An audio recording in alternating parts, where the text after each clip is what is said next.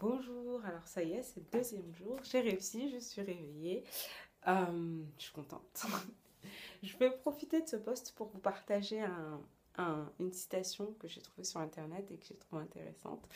Euh, c'est une citation de Lao Tzu, donc c'est un philosophe chinois qui écrit L'art de la guerre, je suis sûre que vous en avez entendu parler, et donc ça va comme ça, donc c'est en anglais. Knowing others is intelligence. Knowing yourself is true wisdom. Mastering others is strength. Mastering yourself is through power. Euh, et la traduction, j'ai trouvé sur internet. J'ai trouvé qu'elle est mauvaise, mais bon, c'est la traduction officielle. C'est connaître les autres, c'est la sagesse. Se connaître soi-même, c'est la sagesse supérieure. Imposer sa volonté aux autres, c'est la force. Se l'imposer à soi-même, c'est la force supérieure. Donc je trouve qu'elle est moyenne parce qu'en fait ce qu'il dit c'est que se connaître c'est l'intelligence, pas la sagesse. Et non, enfin connaître les autres c'est l'intelligence, pas la sagesse. Et se connaître soi-même c'est la vraie sagesse.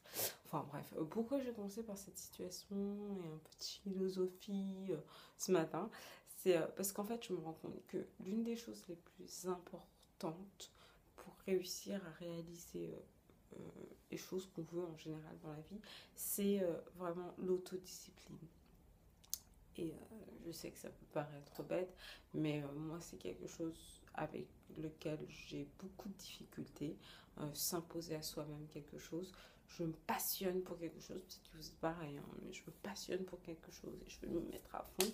Et puis au bout d'un moment, ça m'ennuie, donc j'arrête. Et c'est vrai que si on arrivait à avoir l'autodiscipline de s'imposer à soi-même les choses pendant un certain bout de temps, bah c'est là qu'on arrive à avoir des résultats. Des gens qui sont plus ou moins bons là-dedans. Il y a un truc aussi que j'ai lu hier et qui vraiment a fait tilt dans mon cerveau, c'est quand on essaye en fait d'arriver à faire quelque chose, disons voilà par exemple je cours un marathon, il faut vraiment se concentrer sur la beauté, l'art, l'art de la chose. Je m'explique. En gros, au lieu de se dire, plutôt que sur le résultat, au lieu de se dire, oui, j'ai pour objectif de faire un marathon, on va se dire, j'ai pour objectif de devenir un bon athlète. Et pareil pour l'actuariat, au lieu de se dire, voilà, je vais passer le test pour devenir actuaire, l'idée c'est de dire, je vais devenir bonne en maths.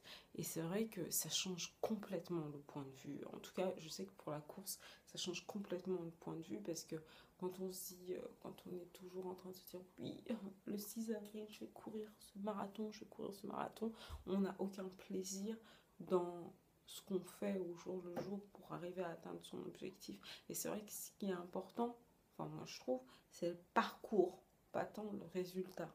Donc c'est vrai que quand on se met dans cet état d'esprit de dire, en anglais ils disent working on your craft, plutôt que d'être focus on the result.